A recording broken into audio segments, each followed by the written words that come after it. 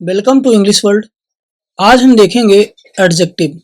तो एडजेक्टिव की इस प्लेलिस्ट में हम देखेंगे कि एडजेक्टिव की डेफिनेशन क्या होती है, साथ ही साथ इसके हम कुछ एग्जाम्पल्स भी देखेंगे।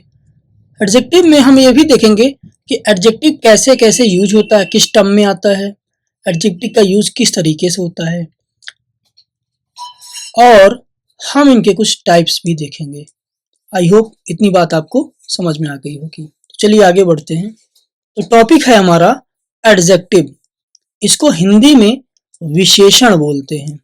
विशेषण अर्थात विशेषता बताना, यानी कि क्वालिफाई करना या मॉडिफाई करना या स्पेसिफाई करना।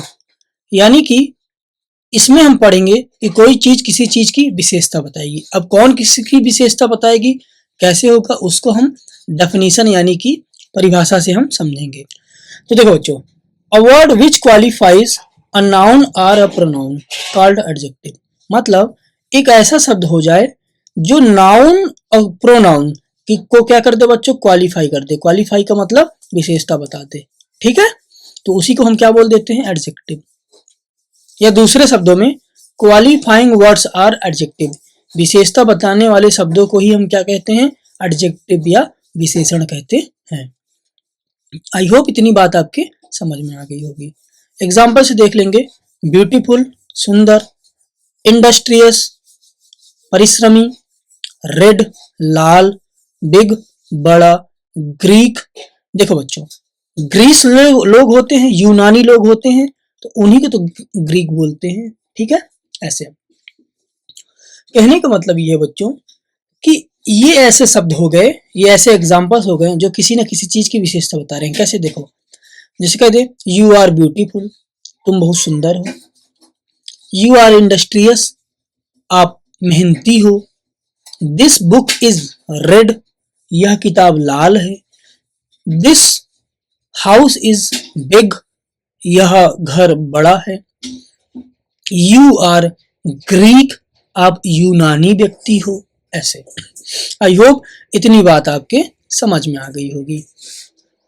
तो अब हम देखेंगे यूज ऑफ एडजेक्टिव, यानी कि एडजेक्टिव का प्रयोग किस तरीके से होता है। जैसे देखो, लिखा हो they are good citizen, they are good citizens, वे अच्छे नागरिक हैं।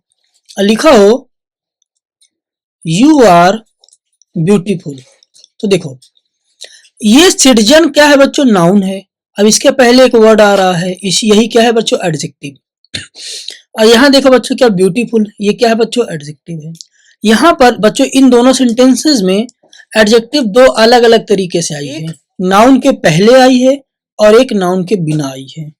कहने का मतलब बच्चों, एडजेक्टिव का यूज दो तरीके से होता है, एक नाउन के साथ और एक नाउन के बिना।